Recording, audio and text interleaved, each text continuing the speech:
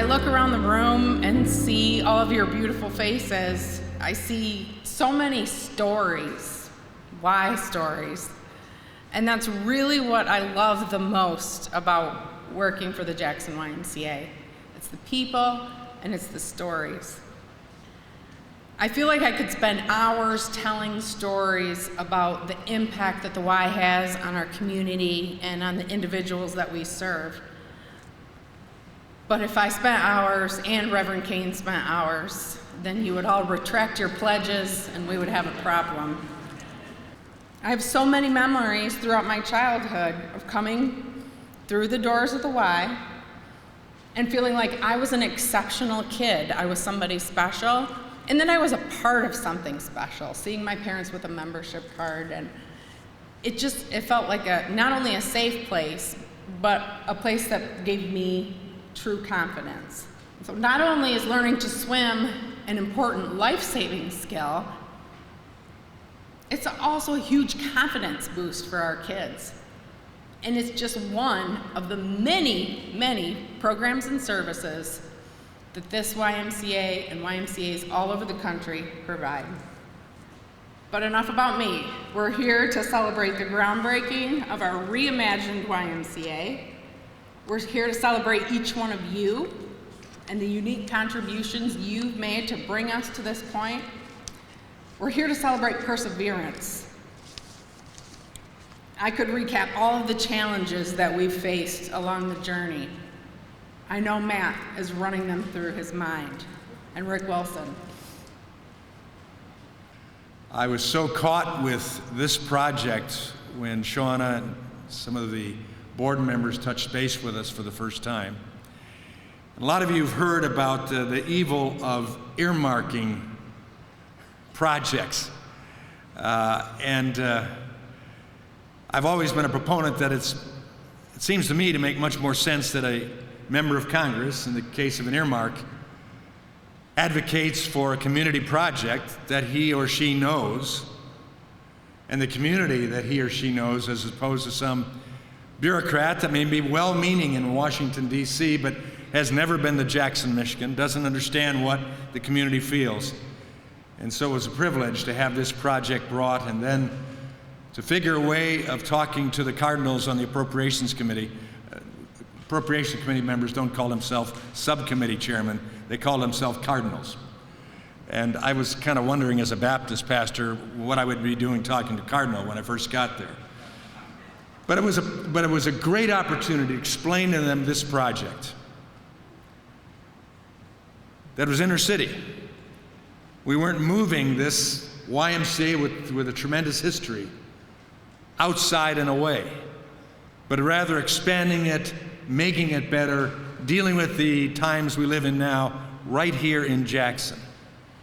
To have the impact that they have with all of the disparate interests and organizations and community issues, families, schools, all of that, and to be able to stay here and continue to minister right in Jackson. You know, Shauna and I had a Zoom meeting talking about what she needed, what the Y needed, what Jackson needed. And then she went through the long, intensive application process. Then it gets submitted to the appropriations chairs, like the congressman said, and then it's got to get out of committee. And just think about every senator, every congressman submitting projects on their community's behalf. That's a lot of projects. And for this one to not only make it out of committee, but it made it into the versions of the final bill. And then, you know, the senator was very happy to support that final passage of that bill that included this project. Our organizations share a steadfast commitment to the Jackson community for health and wellness and well-being of individuals of all ages. In addition to our $1 million pledge to the Jackson YMCA's capital campaign, which is the largest gift Henry Ford Foot Hospital Allegiance or Henry Ford Allegiance has given in the history. So just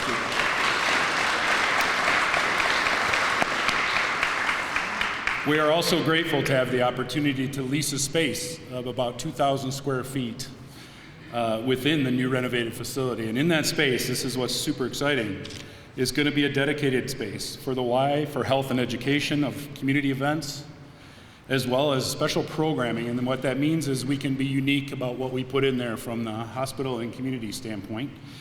And prevailing, to meet Jackson's most prevailing health needs and wellness initiatives. The space will also make it possible for us to enhance our Phase 3 cardiac and pulmonary rehabilitation for our patients. It's an honor for me to be here personally on behalf of Big Brothers and Big Sisters of Jackson County, along with the rest of our team. And from this day forward, as a future tenant, neighbor, and partner of our timeless community treasure, the YMCA. So thank you very much for that. The YMCA and Big Brothers and Big Sisters, we've talked a lot about all the things that we focus on, but I can confidently say today what we focus most of all is children. We share that. And no matter where these kids are from, we both believe that they deserve the opportunity, and it's in our mission, and it's in our goals, that they reach their full potential. We should be proud of our community, and I would be remiss if I did not thank my employer, Consumers Energy. Somehow I talked my employer into giving $3 million to this campaign. I am so glad that it worked out, because otherwise I may be unemployed. I am so thankful to Consumers Energy for believing in this project. I think that they really stepped in at a time when it was needed to help this project move forward.